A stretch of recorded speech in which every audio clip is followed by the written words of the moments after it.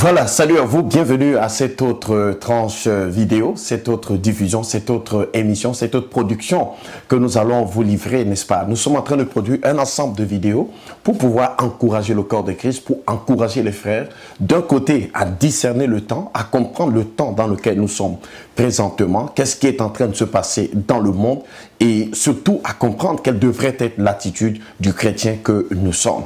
Et nous avons compris dans notre précédente vidéo où nous avons eu un verset qui a été pour nous comme le verset phare dans cette vidéo-là, le psaume 46, dans lequel la Bible nous rappelait comment est-ce que, en tant que chrétiens, nous devons nous comporter, n'est-ce pas? Pendant que la terre est bouleversée, nous devons avoir une attitude qui est complètement différente. Et pourquoi? Parce que nous avons Dieu. Je vais d'ailleurs lire ce verset avant de continuer, le psaume 46, verset 2. C'est pourquoi nous sommes sans crainte quand la terre est bouleversée et quand les montagnes chancellent au cœur des mers.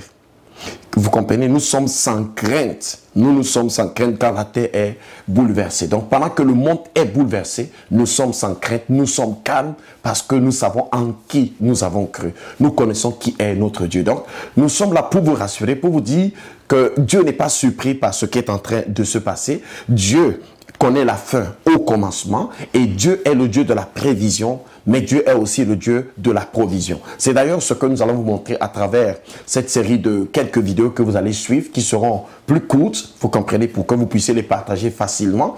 Et ce sont les vidéos qui auront environ 20 à 25 minutes et elles seront en plusieurs séries. Le même sujet, on va l'aborder sur plusieurs vidéos pour que vous puissiez effectivement partager les vidéos en question. Donc, vous devez savoir une chose. Dieu n'est pas surpris, Notre Dieu, c'est le maître des temps et le maître des circonstances. Dans le livre d'Ésaïe, au chapitre 46, versets 9 à 11, que je m'en vais lire, voici ce que le prophète déclare. Souvenez-vous de ce qui s'est passé dès les temps anciens. En d'autres termes, Dieu dit, n'ayez pas une mémoire volatile, n'ayez pas une mémoire cautérisée, n'ayez pas une mémoire lacunaire. Rappelez-vous que dans le passé, vous devez savoir une chose, quand vous voulez parler des choses qui concernent Dieu, quand vous voulez analyser les choses à la lumière de la pensée et de la parole de Dieu, rappelez-vous toujours de ce qui s'est passé dans le passé. Pourquoi? Parce que Dieu fait ce qu'il a fait dans le passé pour que les gens qui sont dans le présent puissent se référer à ce qui s'est fait dans le passé. Dans Deutéronome 8, à partir du verset 2 à 3, il dit à Moïse, il dit à Israël, pardon, souvenez-vous de ces 40 années que je vous ai fait marcher dans le désert. En d'autres termes, rappelez-vous de ce que vous avez appris. Rappelez-vous de ce que j'ai fait pendant que vous étiez dans ce parcours. Alors Dieu dit à son peuple, souvenez-vous de ce qui s'est passé dès les temps anciens. Ésaïe 46, verset 9. Car je suis Dieu, il n'y en a point d'autre. Je suis Dieu et nul n'est semblable à moi. J'annonce dès le commencement ce qui doit arriver et longtemps d'avance ce qui n'est pas encore accompli. Dieu dit, j'annonce dès le commencement ce qui doit arriver. Vous comprenez, n'est-ce pas? On dit doit arriver. Ça veut dire que ça va arriver. Vous ne pouvez pas l'empêcher. Vous comprenez? Quel que soit l'amour que vous avez pour le monde, quel que soit le désir que vous avez de ne pas voir les gens souffrir, Dieu dit, j'annonce ce qui doit arriver. Vous comprenez, n'est-ce pas? C'est pour ça qu'en tant que chrétien, nous ne devons pas être dans la réaction. Vous comprenez, n'est-ce pas? Parce qu'aujourd'hui, c'est tout le monde qui dit où étaient les chrétiens et les pasteurs sont en train de parfois jouer à ce jeu-là. Chacun veut veut commencer à prophétiser. Vraiment, le coronavirus, c'est fini, il n'y aura plus, ainsi de suite, ainsi de suite. J'ai rien contre toutes ces prophéties. Vous comprenez, n'est-ce pas? Mais je sens dans mon cœur que nous sommes en train de passer à côté de quelque chose. Parce que, bien aimés dans le Seigneur, nous devons discerner le temps. Nous devons discerner le temps. Le Seigneur dit dans Luc chapitre 12, verset 56, je pense à 57, il dit, vous connaissez discerner l'aspect du ciel et de la terre. Il dit, comment ne discernez-vous pas ce temps-ci? Nous devons avoir la capacité de discerner les temps. Vous comprenez, n'est-ce pas? Oui. Et de couler avec Dieu dans le temps. De couler dans la pensée de Dieu avec le temps dans lequel nous sommes. Vous comprenez? Jésus revient bientôt. C'est l'occasion pour nous de dire au monde, vous comprenez que Dieu est en train de lui tendre la main. Dieu est en train d'appeler ce monde-là à la repentance pour qu'il se convertisse. Dans tous les cas, à travers cette vidéo et beaucoup d'autres vidéos qui vont venir, nous allons exposer un ensemble de choses qui vont vous permettre d'avoir la lumière pour comprendre le temps dans lequel nous sommes. Je vais vous donner des éléments historiques, des éléments factuels, des éléments qui accomplissent ce que les Écritures ont déclaré et vous pourrez vous-même arriver à une certaine conclusion. Je tiens à vous dire que le coronavirus n'est pas la première pandémie que le monde ait connue. Il y a eu des pandémies qui ont été plus meurtrières que le coronavirus. Donc, si c'est aujourd'hui que nous nous réveillons Vous comprenez, aujourd'hui, l'eschatologie est devenue la discipline la plus courue dans l'église aujourd'hui. Si c'est aujourd'hui que vous prêchez sur le retour de Jésus ou sur l'eschatologie, vous devez vous poser les questions sur votre foi chrétienne vous-même. Vous comprenez, n'est-ce pas? Oui, la grippe espagnole a tué près de 60 à 100 millions de personnes sur la terre, la grippe espagnole. On n'a même pas encore 1 million de morts dans le coronavirus. Vous comprenez? Imaginez-vous les gens à cette époque-là, ce qu'ils auraient dit, ce qu'ils auraient pensé. On a eu la peste noire, vous comprenez, qui a tué pratiquement la moitié de la Chine. Dans Wikipédia, on dit que la Chine avait 125 millions d'habitants à cette époque. Et que la moitié, imaginez la moitié de la Chine décimée. À cette époque-là, il y a eu beaucoup d'autres pestes, beaucoup d'autres. Il y a eu le choléra, il y a eu l'Ebola récemment. Vous comprenez, n'est-ce pas? Mais pourquoi est-ce que ceci est particulier? Vous comprenez? Et si nous prions pour que ce coronavirus-là part, comme il va partir, qui nous garantit qu'il n'y aura pas d'autres crises qui arrivent? La Bible parle du commencement des douleurs, du commencement des malheurs. Vous comprenez, n'est-ce pas? Oui, c'est vrai, nous avons pitié de voir les gens souffrir, ainsi de suite. Mais c'est l'occasion pour le monde aujourd'hui de se tourner résolument et radicalement vers Dieu. Vous comprenez? La Bible dit dans Isaïe 26, quelqu'un me dira que est-ce que Dieu a besoin qu'il y ait le jugement sur la terre pour que les gens se tournent vers lui? Est-ce que Dieu est un Dieu d'amour, ainsi de suite? Vous devez savoir une chose.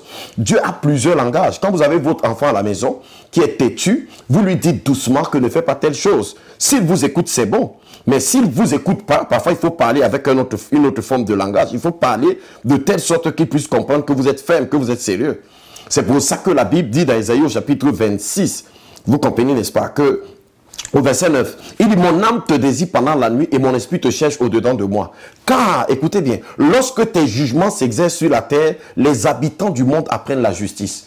Car lorsque tes jugements s'exercent sur la terre, les habitants du monde apprennent la justice. Donc, Dieu, par la prédication, amène certaines personnes à venir à lui. Il y a des gens qui sont venus à Jésus simplement parce que ces personnes-là avaient besoin de connaître la vérité. Et le jour où on leur a prêché la parole de Dieu, ces personnes ont répondu. Il y en a qui étaient malades, qui ont été guéris. Mais il y en a qui feront l'expérience du jugement de Dieu pour avoir une image de ce qui arrive. Parce que ce qui arrive est pire que ce que nous sommes en train de voir aujourd'hui. Oui, bien aimé dans le Seigneur, nous sommes dans l'accomplissement des temps. Et d'ailleurs, nous allons le voir à travers les séries de vidéos qui sont en train de venir. Mais, comme je l'ai dit, nous avons ces deux axes dans lesquels nous travaillons. D'un côté, nous voulons vous encourager en tant que chrétien. Vous n'avez pas à avoir peur. Cette période, ce temps-ci est clairement indiqué dans les Écritures. Ça m'étonne que les gens disent où sont les prophètes, où sont les pasteurs. Les prophéties sont là. On n'a pas besoin d'en ajouter. Elles sont dans les Écritures. Au contraire, la tentative aujourd'hui de vouloir jouer, d'entrer dans ce prophétisme subite-là, vous comprenez un peu, ça ne fait pas que nous soyons sérieux. C'est dans les Écritures, on n'a pas besoin d'inventer. Et on n'a pas besoin de réagir. Jésus est arrivé quelque part, on lui a demandé qu'on veut voir un miracle. Jésus dit qu'il ne vous sera pas donné un autre miracle que celui des 3 jours et des 3 nuits que Jonas a fait dans le ventre du poisson. Vous comprenez, n'est-ce pas? Jésus n'a pas réagi, n'a pas répondu, n'a pas dit que comme on me demande un miracle, il faut que je fasse un pour prouver que j'ai la capacité d'apporter un miracle. Vous comprenez? Et moi je dis, les frères, prenons le temps dans la prière.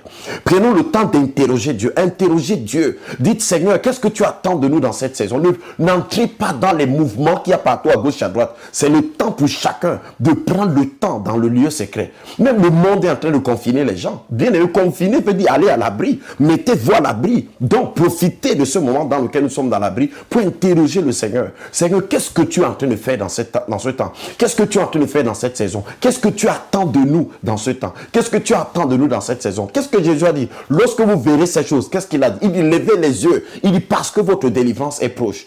Voilà, parce que votre délivrance... Alors, si notre délivrance est proche, qu'en sera-t-il du monde? Alors, disons au monde que comme vous voyez, ce que vous êtes en train de voir là, ce n'est même rien, ce n'est même pas encore les parvis de ce que Satan réserve, de ce qui va se passer sur la terre. Dans tous les cas, je voulais simplement que nous comprenions une chose. Ce qui arrive n'est pas une surprise, vous comprenez? Ce n'est pas la pire crise que le monde ait connue aujourd'hui. Mais nous sommes dans une époque, et cette époque n'a pas commencé aujourd'hui. Vous comprenez, n'est-ce pas? La Bible dit dans Matthieu chapitre 24, je pense au verset 36 ou 34 à 36, Jésus dit, lorsque les feuilles sont vertes, vous savez que l'été est proche. L'été est une saison, vous comprenez, n'est-ce pas? Donc il y a une saison qui a commencé depuis. Jésus dit que cette génération ne passera pas. Nous devons identifier cette génération. Donc nous sommes dans l'accomplissement des temps. Donc c'est un ensemble de choses qui sont en train de se mettre ensemble. En d'autres termes, nous sommes d'accord, n'est-ce pas, que si chacun peut se réveiller aujourd'hui, si chacun peut prendre conscience aujourd'hui que Jésus revient bientôt, c'est une bonne chose. L'occasion fait le larron, comme on dit en français. C'est pas mauvais. Vous comprenez, n'est-ce pas? Mais sachez une chose, ne soyons pas dans la réaction.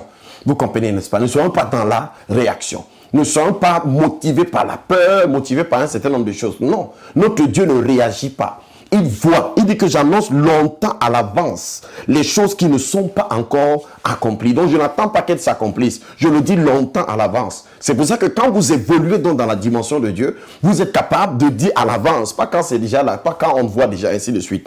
Vous comprenez, n'est-ce pas? Donc ne réagissons pas, peuple de Dieu. Ne soyons pas dans la réaction, soyons dans l'action.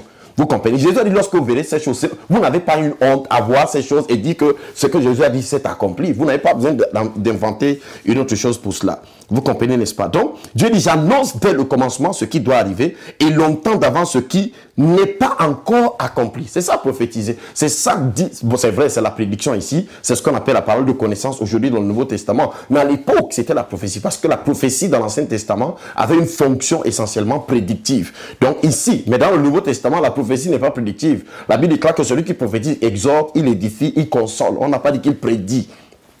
Vous comprenez, n'est-ce pas? On n'a pas dit qu'il prédit. Donc, dans le livre d'Esther, ce que je vais vous montrer, c'est que notre Dieu est non seulement le Dieu qui prévoit, mais le Dieu qui pourvoit. Ça veut dire que quoi? Vous devez savoir une chose. Si vous le comprenez, waouh, vous allez plutôt interroger la provision parce que vous êtes conscient de la prévision. Si vous êtes conscient que Dieu connaissait cette époque, cette saison, Dieu aurait pu vous envoyer sur la terre en 1940. Dieu aurait pu vous envoyer sur la terre en 1800, en 1700, en 1400. Mais Dieu a choisi que c'est à cette époque bien précise que vous soyez parmi les hommes, que vous soyez sur la terre. C'est parce que c'est dans cette époque et cette saison bien précise que le but de Dieu par rapport à vous devait être atteint. Vous comprenez? Dans le livre de Proverbes chapitre 16, verset 4, la Bible déclare que l'Éternel a fait toutes choses pour un but. Même vous, Dieu vous a fait pour un but. Vous êtes sur la terre pour un but. La Bible dans Romains 8, verset 28, que toutes choses concourent au bien de ceux qui aiment Dieu, de ceux qui sont appelés selon son dessein. Car ceux qu'il a connus d'avance, il les a prédestinés à être semblables à l'image de son Fils. Vous comprenez ça? Donc, vous devez savoir une chose. C'est un peu comme si on voulait tuer Jésus et les gens commencent à intercéder que pardon, prions que Jésus n'aille pas à la croix. Vous comprenez, n'est-ce pas? Oui, Pierre dit que Jésus est mort selon le dessein arrêté de Dieu. Acte 2, verset 23. Cet homme livré selon le dessein arrêté et selon la prescience de Dieu. Vous l'avez crucifié par la main des impies. Vous voyez que c'était le dessein arrêté de Dieu. Nous allons voir dans les Écritures, vous allez voir que même ce qu'on appelle, je vois d'autres personnes disent que non, prions, les Illuminati veulent déjà prendre le monde, Frère, rappelez tout le temps que les Illuminati veulent prendre le monde. Dans le sens de le rappeler seulement, ça n'a pas de sens. Ça n'a pas de sens pourquoi? La Bible dit dans Jean 5, 19 que le monde entier est sous l'empire du malin. Donc ce n'est pas une révélation. Les Illuminati veulent prendre le monde. Ce que les Illuminati veulent faire aujourd'hui, c'est de matérialiser leur pouvoir dans le monde. Vous comprenez, n'est-ce pas? On va le voir dans les vidéos qui suivent. Le mystère de l'iniquité agit seulement. Il faut seulement que celui qui le retient ait disparu. Vous comprenez, n'est-ce pas? Donc, bien aimé, la question n'est pas les Illuminati, c'est une évidence que Satan, depuis très longtemps, veut diriger le monde. Luc chapitre 4, verset 7. Adore-moi, je te donnerai les nations du monde et leur gloire, car cela m'a été donné et je les donne à qui je veux. Vous comprenez, n'est-ce pas? Satan a fait cette proposition au Seigneur Jésus-Christ. Et Satan continue à faire cette proposition au Fils des hommes. Vous comprenez, n'est-ce pas? Donc nous allons voir toutes ces choses dans les vidéos qui viennent, dans les vidéos. Donc dans cette vidéo, nous voulons voir le Dieu de la provision et le Dieu de la prévision, le Dieu de la provision. Comme vous dites quoi? Comme Dieu a vu d'avance, alors Dieu a pourvu d'avance. Donc votre réelle préoccupation doit être, Seigneur, dans cette saison, quelle est la provision que je représente par rapport à ta prévision? Par rapport à ce que tu as vu, qu'est-ce que je représente dans cette saison? Qu'est-ce que tu attends de moi dans ce temps? Alléluia. Oui, bien aimé, pendant que les autres pleurent, toi, tu n'es pas appelé à pleurer. Pendant que les autres se lamentent, parce que toi, tu es la solution à un problème. Tu es la réponse dans ta génération. Tu es la réponse dans cette saison. C'est pour ça que nous ne devons pas avoir la même attitude que les autres. Nous devons être caractérisés par la foi. Nous devons être caractérisés par l'audace, parce que nous connaissons en qui nous avons cru, comme Paul pouvait le dire, n'est-ce pas? Il dit ici que quoi? Je dis mes arrêts subsisteront. Ésaïe chapitre 46 verset 9 à 11. J'exécuterai toute ma volonté. Voyez ça? De l'Orient ma volonté. Il dit c'est moi qui appelle de l'Orient un oiseau de proie, d'une terre lointaine un homme. Vous comprenez? Pour accomplir mes desseins. Dieu vous a appelé pour accomplir ses desseins. Je l'ai dit et je le réaliserai. Je l'ai conçu et je l'exécuterai. Dieu dit ce qui a été conçu sera exécuté. Quand nous allons continuer, vous comprenez, vous allez comprendre. La Bible déclare que Dieu a mis dans le cœur des 10 cornes de donner leur autorité à la bête pour régner avec elle pendant un temps. Dieu a mis dans leur cœur. Ça veut dire qu'il y aura comme une fédération dans le monde. Les gens seront étonnés comment tout le monde est en train d'accepter qu'il y a un leader qui domine sur tout le monde. Je vais vous montrer le verset. Vous comprenez pas? Dieu a mis dans leur cœur de donner, vous comprenez, n'est-ce pas, leur autorité, leur pouvoir à la bête. Donc le monde, les politiciens du monde vont renoncer à leur pouvoir. Vous comprenez? Toutes ces choses afin que ce qui est écrit soit accompli. On ne peut pas l'arrêter, vous comprenez, n'est-ce pas? Oui. Les deux bêtes vont monter de la terre, l'une de la terre, l'autre de la mer. Les bêtes là vont monter. Quand Jésus va enlever ses pieds, dans ses deux pieds, l'un sur la mer et l'autre sur la terre, l'autre sur la terre. Nous ferons tout ça dans les vidéos qui arrivent. Je vais vous montrer toutes ces choses et nous allons ensemble identifier le temps dans lequel nous sommes. C'est avec amour que je vous parle, vous comprenez, n'est-ce pas? Pas dans l'esprit, effectivement, de critiquer ou bien de détruire ce que quelqu'un est en train de faire quelque part. C'est pour que nous comprenions en tant que peuple de Dieu que la meilleure chose à faire, c'est pas de réagir. Nous n'avons rien à prouver au monde. Vous comprenez? Nous devons pas être dans la réaction. Nous devons être dans l'action. Dans l'action, en accord avec un vrai serviteur de Dieu, mais selon la révélation de la pensée de Dieu. Vous comprenez? Et non selon les émotions. Et non selon, comme maintenant c'est coronavirus, tout le monde, que la fin du monde est déjà venue, c'est ainsi de suite, ainsi de suite. Qu'est-ce que les gens de la Première Guerre mondiale allaient dire? Les gens de la Première Guerre mondiale a décimé plus de 50 millions de personnes. Bien que la guerre. Après la guerre, il y a eu la grippe espagnole. Vous comprenez, qui a tué encore sa part de près de 100 millions. Donc imaginez un peu, si c'était à cette époque, je pense qu'on aurait dit que c'est lié à l'Apocalypse. Vous comprenez, n'est-ce pas? Et pourtant, nous sommes toujours là. C'est pas pour dire qu'effectivement, mais tout ça, que ce soit la guerre mondiale, que ce soit le coronavirus, toutes ces choses appartiennent à une saison. Vous comprenez, n'est-ce pas? Elles appartiennent toutes à une saison. Et nous devons identifier cette saison-là. C'est elle que la Bible appelle l'été. Vous comprenez, n'est-ce pas? Vous savez que l'été est proche. Alors, donc, Dieu a prévu, Dieu a prouvé. Nous allons regarder le cas de la reine Esther dans les Écritures. La Bible dit ici que dans Esther chapitre 4 verset 14, car si tu te tais maintenant, le secours et la délivrance surgiront d'autre part pour les Juifs. Toi et la maison de ton père vous périrez. Et qui sait si ce n'est pas pour un temps comme celui-ci que tu es parvenu à la royauté. Esther 4 verset 14. Qui sait si ce n'est pas pour un temps comme celui-ci? C'était une parole inspirée par le Saint-Esprit qui était donnée à Mardochée, l'oncle d'Esther. Qu'est-ce qui se passait ici? Le peuple de Dieu était menacé. La menace du peuple de Dieu s'appelait Aman, un homme aux ambitions démesurées, mais qui avait juré de tuer, de décimer le peuple du Messie. Le peuple par lequel le Messie allait venir sur la terre. Et Dieu avait vu ça à l'avance. À l'avance, Dieu a influencé les événements de telle sorte qu'une fille de Sion, vous comprenez, n'est-ce pas, une de ses filles soit positionnée quelque part pour que au temps opportun, lorsque cela sera nécessaire, et vous allez voir que Mardochée dit à Esther que ne révèle pas ton identité, ne dis pas qui tu es.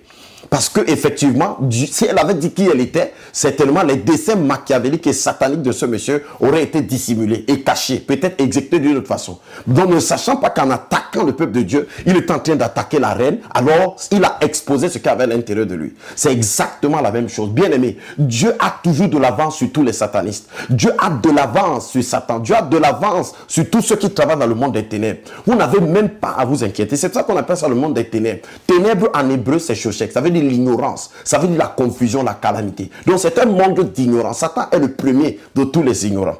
Mais seulement Satan compte sur les gens qui sont plus ignorants que lui pour que ces personnes-là puissent jouer son jeu. Vous n'avez pas à jouer à ce jeu-là. Vous comprenez, n'est-ce pas? Vous êtes comme Esther.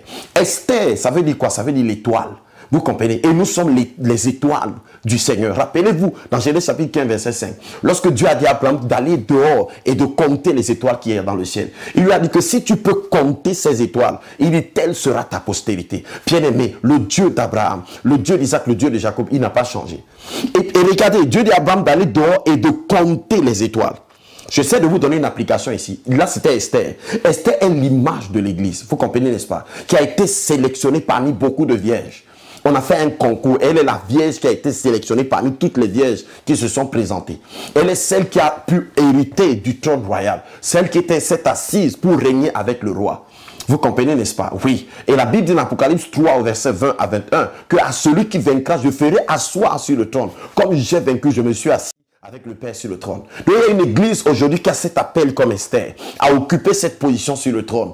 Mais bien aimé, Mardochée, qui est ici une image du Saint-Esprit, un homme qui est caché dans l'ombre, qu'on ne voit pas, mais dont les manifestations à travers la personne qu'elle influence sont évidentes. Mardochée, bien aimé, dit à Esther, c'est pour un temps comme celui-ci. Pose-toi toi-même les questions. Est-ce que ce n'est pas pour un temps comme celui-ci? Alors, ma question à moi, en tant que chrétien, ce n'est pas, oh, le coronavirus va me tuer. Non, c'est Dieu. Pourquoi je suis sur la terre en cette saison? Qu'est-ce que je fais ici en ce temps? Pourquoi tu m'as mis sur la terre ici? Vous comprenez? Dieu aurait pu vous envoyer sur la terre en l'an, même 2 avant Jésus-Christ. Il aurait pu vous envoyer sur la terre même dans l'Antiquité, au Moyen-Âge, même dans les époques les plus reculées de l'histoire. Mais dans le télescope du temps, Dieu a vu que le temps qui était bon pour vous, c'est ce temps actuel. Donc, bien aimé dans le Seigneur, vous mettez votre confiance en Dieu. Vous comprenez, n'est-ce pas? Son dessein dans votre vie va s'accomplir. Et les circonstances et les événements autour de vous vont s'organiser pour que le plan exact et spécifique de Dieu par rapport à vous puisse être accompli. Je vous dis, on parle de coronavirus, mais Dieu va sortir certains de ses enfants de l'ombre. Je vous dis la vérité devant Dieu. Vous comprenez, c'est quelque chose que Dieu m'a montré.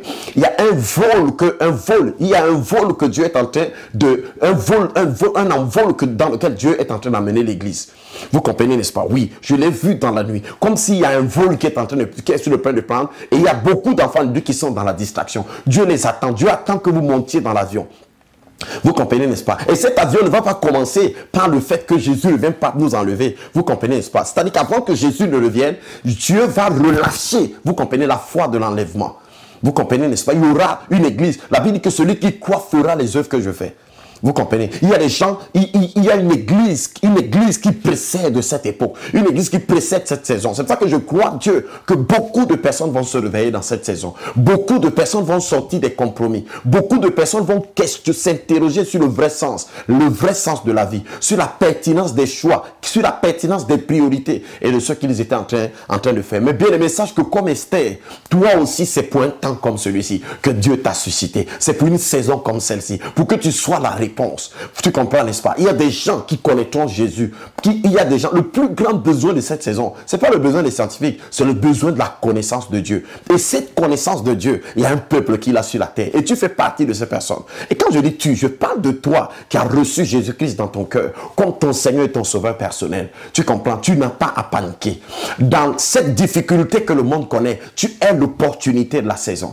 C'est à toi de te poser la bonne question. C'est à toi de demander. Le Saint-Esprit dit dans Acte 13, mettez-moi à part Paul et Barnabas pour l'œuvre à laquelle je les ai appelés. Parce que Dieu t'a appelé à une œuvre. Il y a quelque chose. Regardez, quand Jésus parle de son retour, regardez ce qu'il dit après.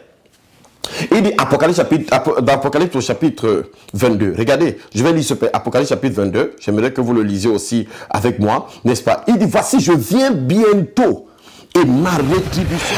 Voilà, pour rendre à chacun selon ce qu'est son œuvre. Donc, lorsque nous pensons à la venue de Jésus, en tant que chrétiens, ce que nous pensons à, quelle sera la part de rétribution que nous ferons. Parce que le Seigneur lui-même dit, voici, je viens bientôt et ma rétribution est avec moi. Ensuite, il adresse quelques exhortations à l'Église. Nous sommes là dans Apocalypse 22 au verset 12. Il dit que celui qui est saint se sanctifie encore, que le juste pratique encore la justice, que celui qui est souillé se souille encore. Vous voyez ça? Donc le Seigneur adresse ses exhortations sur l'attitude que devrait avoir son Église, que devraient avoir les bien-aimés, que devraient avoir les enfants de Dieu, que devraient avoir les chrétiens que nous sommes lorsque nous pensons à sa venue. Voici, je viens bientôt et ma rétribution est avec moi. Donc ce qui devrait nous préoccuper aujourd'hui en tant qu'Église, en tant qu'enfant de Dieu, c'est que le Seigneur Jésus revient bientôt. Ça c'est vrai, c'est une évidence.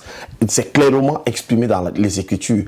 Autant il est clairement aussi exprimé dans les Écritures que l'antéchrist viendra, le fils du péché va venir dans ce monde. Donc tout ça, ce sont des évidences. Donc d'un côté, il y a un scénario que certains sont en train d'exécuter. De l'autre côté, il y a le scénario qui est le nôtre, nous le peuple de Dieu. Et vous voyez, le prophète Isaïe a dit, voilà, les ténèbres couvrent la terre et l'obscurité les peuples. Mais sur toi, sur moi, sur nous, l'Éternel se lève et sur nous sa gloire apparaît. Après, le prophète dit quoi? Il dit, les nations marchent à ta lumière et des rois marchent à la clarté de tes rayons. Ça veut dire que pendant ce moment d'obscurité, pendant ce moment sombre, le monde doit recevoir de la lumière. Et cette lumière vient de toi. Et tu sais, il n'y a pas un moment plus opportun pour les étoiles de briller dans le ciel que lorsque la nuit est épaisse et lorsque la nuit est très noire. Donc c'est pour cela que je suis venu t'apporter ce message d'encouragement pour te dire, comme Esther, c'est pour un temps comme celui-ci que tu es parvenu à la royauté. La Bible déclare dans Romains chapitre 5 verset 17 que ceux qui reçoivent l'abondance de la grâce et le don de la justice régneront dans cette vie par un seul, par lui seul, Jésus-Christ. Donc en tant que chrétiens, nous avons cet appel à régner, cet appel à triompher, et Dieu nous fait toujours triompher en Christ dans 2 Corinthiens chapitre 2, verset 14, et répand par nous, partout la bonne odeur de sa connaissance. Donc, au travers de nous, les gens connaissent le Dieu. Le Dieu invisible se rend visible. Donc, bien aimé, pendant que le monde est dans la torpeur, pendant que le monde est dans les pleurs, pendant que le monde est dans le désarroi, sache que tu es la réponse. Comme Esther était la réponse à ce temps-là, tu es la réponse dans cette saison. Donc, ne panique pas. Si tu ne sais pas quelle est la réponse exacte que tu représentes, c'est le temps pour toi, donc, de prendre un temps spécial dans la prière. Tu comprends, n'est-ce pas? De partir de cet endroit où tu écoutes la direction de Dieu. Un peu comme Élie, lorsque Dieu l'a convoqué à la montagne, et Dieu lui a donné des instructions. Et quand il est sorti du creux de ce rocher, en repartant dans la ville, dans le pays, vous comprenez, il avait des instructions claires. C'est sur la base de ces instructions qu'il est allé apostropher Élisée. C'est sur la base de ces instructions qu'il est allé oindre Azaël et qu'il est allé oindre Jéhu aussi. Vous comprenez, n'est-ce pas? Donc, bien aimé, toi aussi, tu peux recevoir des instructions. Et pour toi qui connais déjà les choses pour lesquelles Dieu t'a appelé, voici le temps pour toi de passer à l'action. Peut-être tu les connais, tu n'es pas suffisamment outillé dans le sens que tu n'as pas la préparation nécessaire. Tu ne fonctionnes pas encore dans l'onction et la grâce nécessaire pour leur accomplissement. Voici le temps pour toi. Mais j'aimerais que nous sachions tous, peuple de Dieu, que ça, c'est un temps de grande opportunité. La plupart des temps, nous lions la venue du Seigneur, nous lions l'approche de la venue du Seigneur avec la tristesse. Non, c'est la tristesse pour le monde qui a rejeté Jésus, mais c'est la joie pour nous, le peuple de Dieu. Parce que la Bible dit dans 1 Pierre 2, verset 9, que vous, au contraire, contrairement aux autres, vous êtes une race élue, une nation sainte, un sacerdoce royal, un peuple acquis, afin que vous annonciez les vertus de celui qui vous a appelé des ténèbres à son admirable lumière. Donc vous n'êtes plus dans les ténèbres. Dieu vous a enlevé du milieu des ténèbres et vous a transporté dans un domaine qui est le domaine de son admirable lumière. Et c'est dans ce domaine que vous vivez aujourd'hui. Le chrétien vit dans ce monde, mais spirituellement, il est dans une dimension qui est différente de la dimension dans laquelle les autres sont. Vous êtes en Christ. Donc, bien-aimé dans le Seigneur, je suis venu, je vous ai dit que le Seigneur m'a mis ce fardeau dans le cœur, d'encourager le peuple de Dieu, d'encourager les chrétiens, d'encourager l'Église. Ne vous regardez pas comme les autres, vous comprenez, n'est-ce pas? Ne laissez pas la peur devenir la source d'inspiration par laquelle vous voyez les choses, vous comprenez les choses. Rentrons dans les Écritures et dans la parole de Dieu pour se rendre compte ensemble que non seulement Dieu prévoit, mais Dieu pourvoit aussi. Dieu avait vu d'avance cette saison et il avait décidé que tu seras dans cette saison pour être le témoin de la vérité, pour être le moyen par lequel le monde va connaître quelque chose venant de lui. Donc pendant que les gens pleurent, toi ne pleure pas, manifeste-toi, lève-toi et sois éclairé. Donc merci beaucoup. La prochaine vidéo va continuer à traiter le même sujet. Je vous prie de rester connectés et pour vous tous, et pour vous qui n'avez pas encore fait du Seigneur Jésus votre Seigneur, votre Sauveur personnel, vous pouvez prier après moi. Dites, Seigneur Jésus, j'ai entendu ce message. Je veux aussi faire partie de ce peuple qui est distingué dans la lumière. C'est pour ça que je crois dans mon cœur que tu es mort pour mes péchés. Je crois dans mon cœur que Dieu t'a ressuscité d'entre les morts. Je confesse de ma bouche que tu es le Seigneur de ma vie. Je te sers de toute mon existence. Seigneur, je renonce à moi-même et je sers de toute ma vie entre tes mains. Seigneur, conduis-moi, dirige-moi, fais de moi la personne que tu veux que je sois. Si tu as fait cette prière, waouh, c'est la plus belle de toutes les prières que tu puisses faire parce qu'elle t'enlève de la mort à la vie, de la puissance de Satan à la puissance de Dieu, du domaine des ténèbres au domaine de la lumière. Alors quand tu es dans le domaine de la lumière, tu vis maintenant dans cette dimension, dans le domaine de la révélation. Et toi qui as déjà reçu le Seigneur, tu peux dire, Père, en cette saison dans laquelle le monde se trouve, pendant que les hommes sont bouleversés, moi je veux savoir pourquoi tu m'as mis dans le monde en cette saison. Au temps de Moïse, il était appelé à libérer le peuple de la captivité de l'Égypte. Au temps d'Esther, elle devait intervenir pour que le peuple soit délivré de la méchanceté d'Aman. Dans mon temps, Seigneur, qu'est-ce que tu m'appelles à faire? Au temps de Joseph, il devait sauver le monde de la famine. Quel est ce que tu m'appelles à faire dans ce temps? Merci beaucoup. Et je crois, Dieu, que le Saint-Esprit va te parler, va se révéler à toi en cette saison. Si tu sens que ton esprit n'est pas dans la disposition d'écouter, ajoute le jeûne. Prends le temps de prière. Tu comprends, n'est-ce pas? Reste dans ce temps jusqu'à ce que tu reçoives une parole du Seigneur. Élève-toi avec cette parole et agis dans ce monde. Tu n'as aucune raison d'avoir peur. Notre Dieu reste au contrôle. C'est à lui qu'appartient dans tous les siècles le règne, la puissance et la gloire. Merci beaucoup. Restez en compagnie de nos programmes et que le Seigneur vous compte. Bye.